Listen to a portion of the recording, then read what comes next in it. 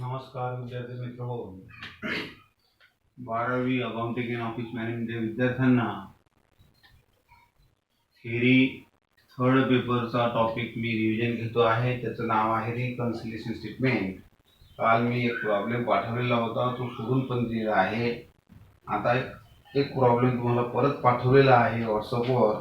तो प्रॉब्लेम पण सोडून देतो आणि असे प्रॉब्लेम जे आहेत तुम्हाला सुरुवातीला जे पाठवलेले आहेत ते व्यवस्थित करत जा. आता प्रॉब्लेम असतो बघा, ABC company limited the net profit as per cost account. म्हणून रिकन्सिलिएशनचा चार्ट तयार करायचा. स्टेटमेंट पर्टिक्युलर अमाउंट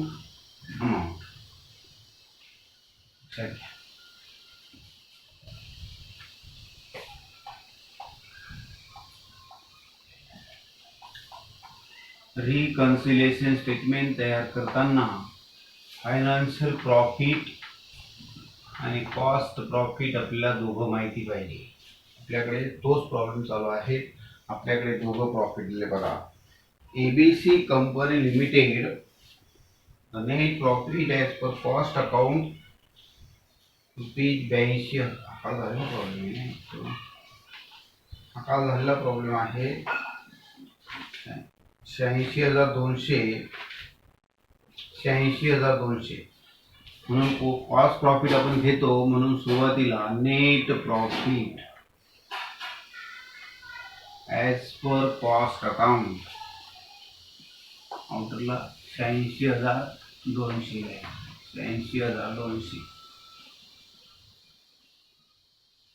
आणि and the same period the financial profit ₹64,352. 64,352 हे तुमचं उत्तर आलं पाहिजे. काल आपण सोडवलं ते आलेलं होतं. त्या पद्धतीने दोघं प्रॉफिट दिलेलं आहे, कॉस्ट प्रॉफिट आणि फायनान्शियल प्रॉफिट. आणि त्या दोघं प्रॉफिटवरून आपल्याला रिकन्सिलिएशन बिटवीन कॉस्ट अकाउंट आणि फायनान्शियल अकाउंट करायचं आहे. कंपल्सरी आहे, सोपं आहे. मागच्या वर्षी प्रश्नपत्रिकेचा पण प्रॉब्लेम पाठवलेला आहे, तो पण तुम्ही सोडवायचा प्रयत्न करा. तुम्ही सोडून देईल आजच. आता बघा, अदर इन्फॉर्मेशन गिव्हन बिलो. हे प्रॉब्लेम तुम्हाला माहिती पाठवलेले आहेत, परत बघा वहीमध्ये. Factory overhead under charge in cost account. Factory overhead under charge, under म्हणजे कमी, इन कॉस्ट अकाउंट मध्ये फॅक्टरी ओव्हरहेड ₹1,560 कमी आकारलेली आहे. आपला नेम काय सांगतो, वरती जर कॉस्ट प्रॉफिट घेतलेला असेल, आपण अध्यारूत आपण नेम धरलेला आहे, आपण काय घेतो, कॉस्ट प्रॉफिटच घेतो. आणि उत्तर जे आहे फायनान्शियल प्रॉफिट घ्यायचं. लक्षात घ्या, factory overhead under recovered under charge in excess. हे शब्द जे आहे ते कॉस्टिंग मध्ये आहेत. Factory overhead under recovered in cost book. Factory overhead 1,560 ने कमी आकारलेले आहे. जास्त आणि कमी, जास्त असेल तर काय करायचे, ऍड करायचे, आणि कमी असेल तर काय करायचे, वजा करायचे. लक्षात घ्या, ऍड आणि लेस. लक्षात घ्या. परत सांगतो, नेम आपण काल बघितलेले आहेत. फॅक्टरी ओव्हरहेड, कोणताही factory overhead, office overhead, film expenses, सर्व जे खर्च आहेत कॉस्ट बुक मध्ये जर कमी आकारले असतील तर ते काय करायचे, लेस करायचे. आणि जास्त असतील तर काय करायचे, ऍड करायचे. म्हणून हा खर्च काय होईल, लेस होईल. लेस मध्ये तसंच लिहायचं, फॅक्टरी ओव्हरहेड किंवा फॅक्टरी एक्सपेन्सेस अंडर चार्ज. हा शब्द महत्वाचा आहे. In cost book, cost book मध्ये आहे असं म्हटलं असेल. Factory expenses under charge in financial book. Factory expenses financial book मध्ये कमी आकारलेले आहेत. मग हा आयटम काय झाला असता, ऍड झाला असता. लक्षात घ्या, कोणत्या पुस्तकात कमी आहे किंवा कोणत्या पुस्तकात जास्त आहे ते बघायचं. Factory expenses under charge in cost book, किंवा याला दुसरं असं म्हणता येईल, factory overhead over charge in financial book. Financial मध्ये जास्त आकारलेले आहे. फायनान्शियल मध्ये जास्त आकारले असेल वरती जर फायनान्शियल प्रॉफिट घेतला तर ऍड होईल, पण इथं आपण कॉस्ट प्रॉफिट घेतलेला आहे. सर्व इफेक्ट जे आहे ते सर्व इफेक्ट हे कॉस्ट प्रॉफिटच्या आधारावर घ्यायचे, लक्षात घ्या. परत परत प्रॉब्लेम येणार नाही. दुसरा प्रॉब्लेम आहे, बाकीचे प्रॉब्लेम तुम्हाला सोडवा. Factory overhead under charge in cost book 1000 किती 560 रुपये. आता इनर कॉलमला कोणताही खर्च कमी असेल तर मी सांगितलेलं आहे काय करायचं, लेस करायचा, आणि कोणताही खर्च जास्त असेल तर काय करायचा, ऍड करायचा. फॅक्टरी ओव्हरहेड परत जास्त ऍड. वरती कोणता प्रॉफिट घेतला ते महत्वाचं आहे, त्याच्यावर इफेक्ट करायचे. आपण म्हटलं ओव्हरचार्ज सांगितलं ना ऍड करायला, पण ओव्हरचार्ज कोणत्या पुस्तकात आहे, फायनान्शियल मध्ये आहे की कॉस्ट मध्ये आहे. कॉस्ट मध्ये असेल जास्त, इकडे जर कॉस्ट प्रॉफिट घेतला असेल तर ऍड करा. प्रॉफिट बरोबर लॉस असेल तर काय होईल, हा लेस होईल, हा ऍड होईल. उदर विरुद्ध अर्थ, इकडे जर net loss at cost account असेल तर हा ऍड होईल, आणि उत्तर finance net loss as per येईल, लक्षात घ्या. फायनान्शियल. दुसरं बघा, office overhead overcharge in cost account. Office overhead overcharge, office overhead जास्त प्रमाणात आकारलेले आहेत. कशात जास्त आकारलेले आहेत बघा, office expenses overcharge in cost book 850 रुपये. फॅक्टरी एक्सपेन्सेस जे आहे फायनान्शियल पुस्तकामध्ये कमी आकारलेले आहेत, लक्षात घ्या. कशा जास्त आहे, वाक्य बघा, office expenses overcharge in cost म्हटलंय, इन कॉस्ट म्हणजे जास्त आकारलेले आहे. मग काय करायचं, जास्त असेल तर काय करायचं, ऍड करायचं. लिहिताना तेच लिहायचं, ऑफिस ओव्हरहेड ओव्हरचार्ज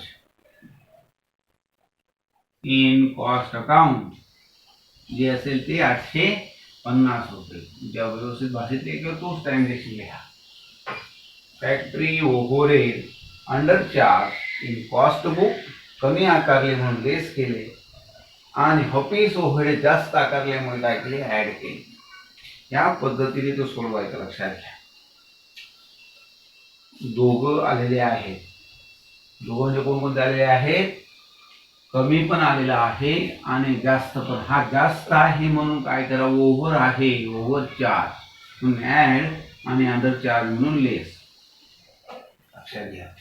आता ह्या आपल्याकडे दोघं प्रॉफिट दिलेत म्हणून बरं आहे. पुढच्या प्रॉब्लेम मध्ये दोघं प्रॉफिट शोधून काढायचे आहेत म्हणून सिंपल प्रॉब्लेम आहेत, ते तुम्हाला पाठवलेले आहे, ते सोडवा. असे नंतर तुम्हाला फोन करून तुम्ही विचारू शकता मग प्रॉब्लेम, लक्षात घ्या. पण मी बघितलेलं आहे की बरेचसे विद्यार्थी जे आहेत ते आपले व्हिडिओ बघत नाही. नुकसान जे आहे ते तुमचंच होणार आहे, माझा काहीच फरक पडणार नाही आहे.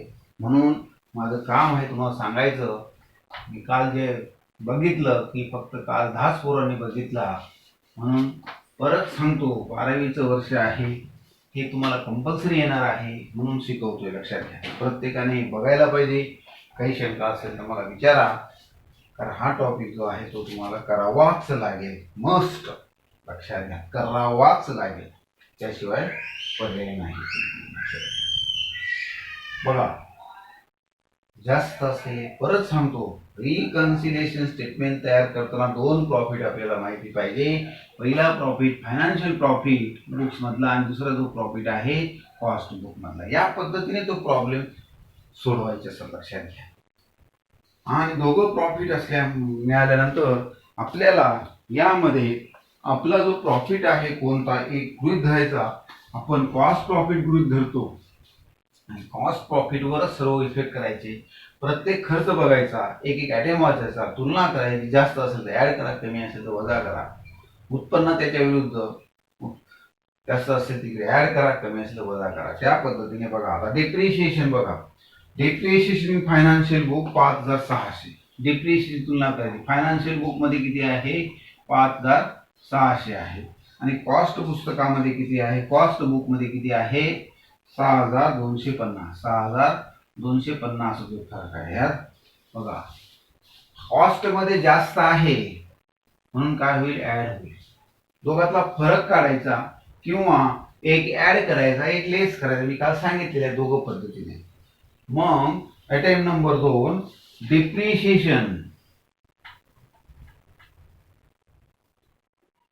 ओव्हरचार्ज. शब्द तोच आहे, अंडर आणि ओव्हरचार्ज इन कॉस्ट बुक. फायनान्शियल मध्ये किती आहे? 5600 आहे, 5600. आणि कॉस्ट बुक मध्ये किती आहे? 6250. दोघांमध्ये किती रुपयाचा फरक आहे?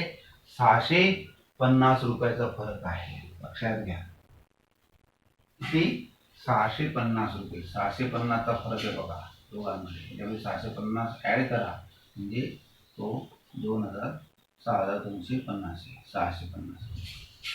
किंवा इकडे तुम्ही 6200 घेतले. Factory depreciation overcharge in cost book 6250 आणि डिप्रिशिएशन अंडर चार्ज कमी आकारले बघा. अंडर चार्ज 5600 म्हणजे ऍड होताना किती होतील? 650च होतील. पण आपल्याला लक्षात असू द्या की आपण काय करायचा? डिप्रिशिएशन दोघं आयटमची तुलना करायची आणि दोघांमध्ये जो जास्त असेल तर ऍड करायचा, कमी असेल खर्च आहे तो. डिप्रिशिएशन काय आहे? खर्च आहे, तो खर्च ऍड करायचा बघा. Interest on investment in financial account किती आहे? Interest on investment in financial account 4000. Interest on investment म्हणजे काय? गुंतवणुकीवर व्याज किती आहे?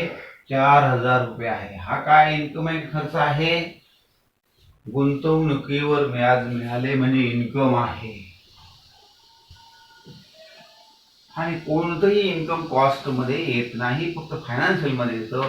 म्हणून हा मी काल सांगितलेला आहे, income credited in financial account, income received, dividend received, commission received, सर्व जे इन्कम जे आहे, जेवढेही इन्कम असेल तेवढेही काय करायचे? ऍड करायचे. मग तिसऱ्यामध्ये interest on investment not recorded in cost book किंवा not included in cost book.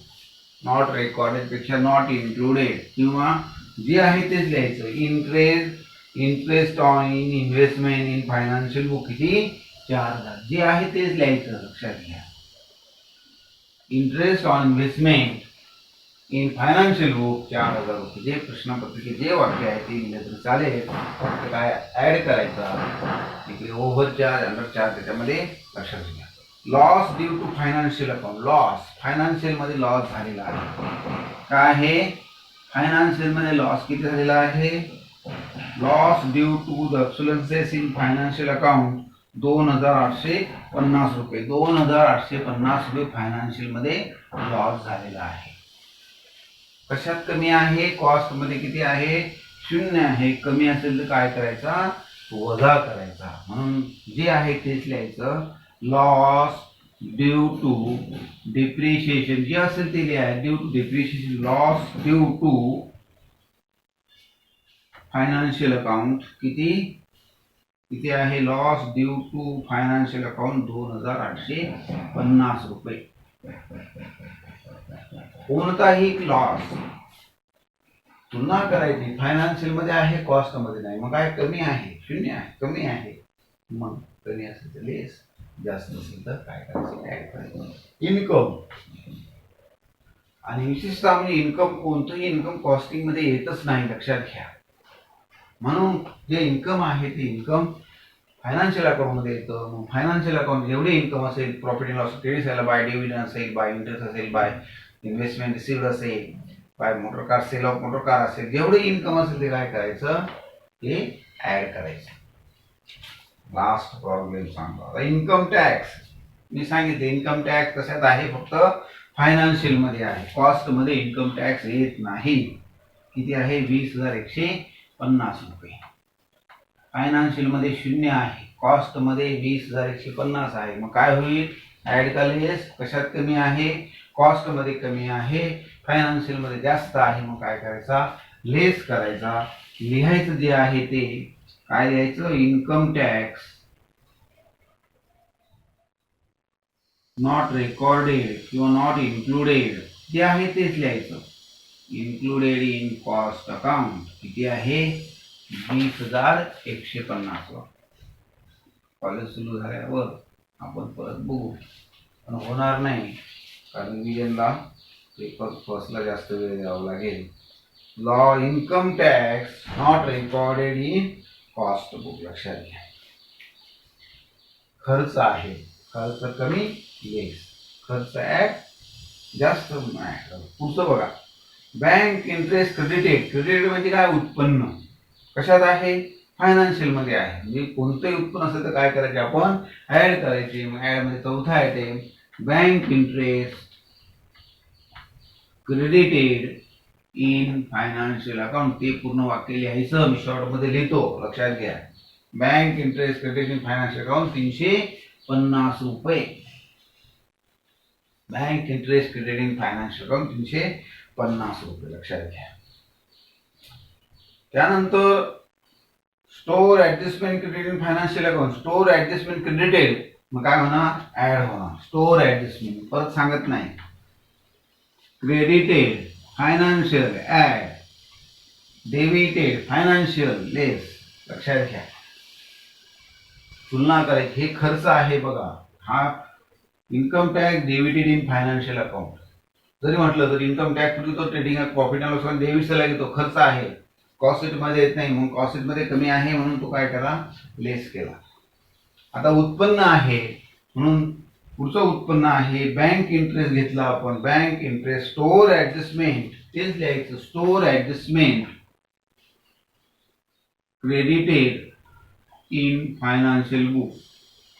किती आहे? Store adjustment credited in financial book किती आहे? किती आहे? 200. Store adjustment credited in financial account 237 रुपये. 237. लक्षात घ्या, आकडे बघू आपण. स्टोर ऍडजस्टमेंट समजून घ्या, कोणतं इन्कम क्रेडिट बघा, हे एक आहे, हे एक आहे, हे एक आहे, दोघं क्रेडिटेड आहे बघा. फायनान्शियल इन्कम आहे, फायनान्शियल खर्च आहेत फक्त, purely financial expenses, purely financial income. Short note मध्ये येईल प्युअरली फायनान्शियल आयटेम्स. पहिले घ्यायचं expenditure, income tax, preliminary expenditure. तुम्हाला पाठवलेले नोट्स रिव्हिजन मध्ये purely financial income, purely financial expenses हे तुम्हाला पाठवलेले आहे, ते बघा. आता लास्ट आयटम बघा, त्याच्यामध्ये loss due to depreciation stock value. Loss due to depreciation stock loss झालेला आहे. कशात आहे? फायनान्शियल मध्ये आहे. फायनान्शियल मध्ये लॉस आहे म्हणून फायनान्शियल मध्ये लॉस असल्यामुळे कॉस्ट मध्ये कमी आहे. फायनान्शियल मध्ये लॉस आहे म्हणून लिहायचं लॉस ड्यू टू डेप्रिशिएशन. ते पूर्ण वाक्य लिहायचं. Loss due to depreciation financial account काय आहे? Loss to depreciation due in stock value rupees 3375 रुपये. अशा पद्धतीने खर्च जास्त असेल तर ऍड करायचे, खर्च कमी असेल तर वजा करायचे. फायनान्शियल खर्च असतील फक्त तर ऍड करायचे, फायनान्शियल खर्च असतील फक्त तर लेस करायचे. फायनान्शियल जेवढं इन्कम आहे ते ऍड करायचं. अजून आपल्याला क्लोजिंग आणि ओपनिंग स्टॉक यायचा आहे कॉस्ट शीट मधून. लक्षात घ्या, साधे प्रॉब्लेम 5 ने बघितले आपण. खर्च जास्त, खर्च कमी, उत्पन्न जास्त, उत्पन्न कमी. लक्षात घ्या, 3-4 आयटम जे आहे ते बघितले. ऍड ची बेरीज करा. ऍड ची बेरीज किती होते बघा. ऍड किती होणार? बेरीज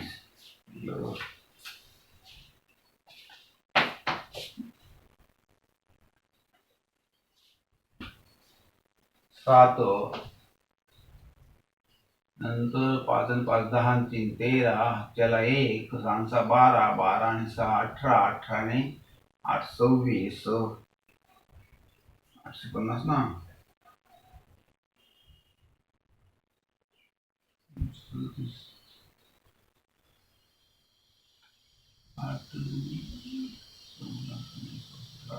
20, 6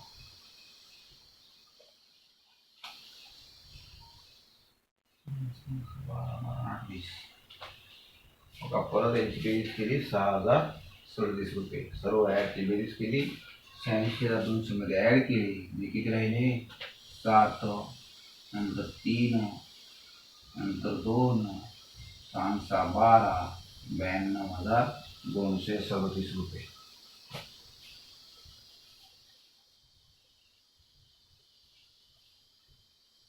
5 5 15 स्वस्त 18 येते का 87 बिल.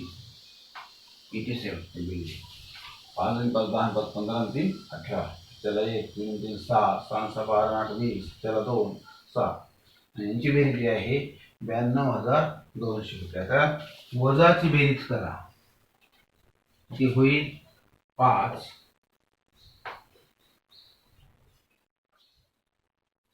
ना, नंतर 5 आणि 5 10 17 17 आणि 6 23. हातच्याला 2 2 5 5 6 7 8 ना.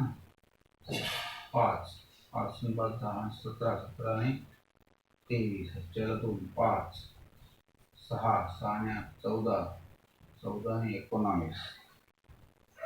हातच्याला 1 4 5 6 7 7 27,000. आणि हे जर वजा केले तर फायनान्शियल नेट प्रॉफिट ॲज पर फायनान्शियल किती आपला आहे तो आलाच पाहिजे. किती आहे 64,352. बघा 5 2 7 5 गेले 2, त्याला काहीच नाही. 5 आणि 3 8, 5 आणि 3 8 ना, 8.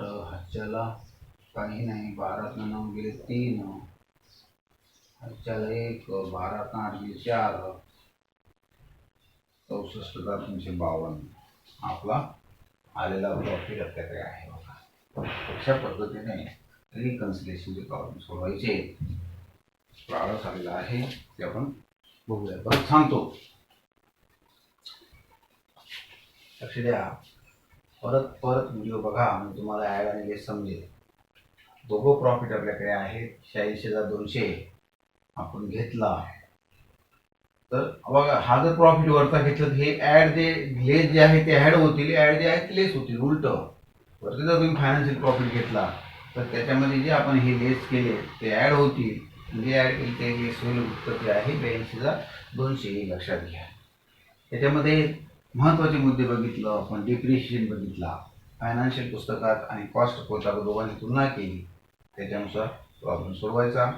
तुम्हाला मी प्रॉब्लेम पाठवलेला आहे, तो सोडवायचा प्रयत्न करा.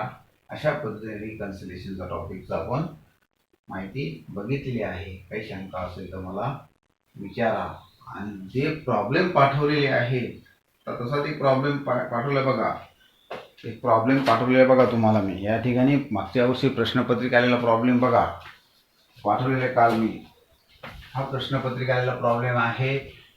XYZ manufacturing company profit of rupees 1,09,000 1,95,980 in profit and loss account म्हणजे फायनान्शियल प्रॉफिट दिलेला आहे.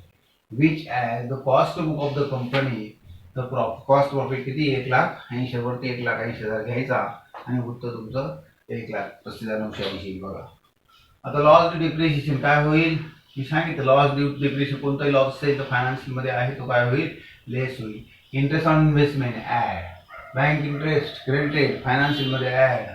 डिप्रिशिएशन दोघांची तुलना करा. कशात जास्त आहे कॉस्टमध्ये जास्त आहे. बघा 11,700 आणि 13,350 कॉस्टमध्ये जास्त ॲड होईल. Work overhead under less. Absolute loss आहे फायनान्शियलमध्ये less. Office overhead overcharge add. आताचे 12 मार्क आहेत लक्षात घ्या. 3 मिनिटात प्रॉब्लेम होईल लक्षात घ्या. हा प्रॉब्लेम सोडवायचा प्रयत्न करा. मी तुम्हाला परत उद्या हा प्रॉब्लेम समजून देईल. धन्यवाद. मागच्या वर्षी आलेला प्रॉब्लेम आहे तो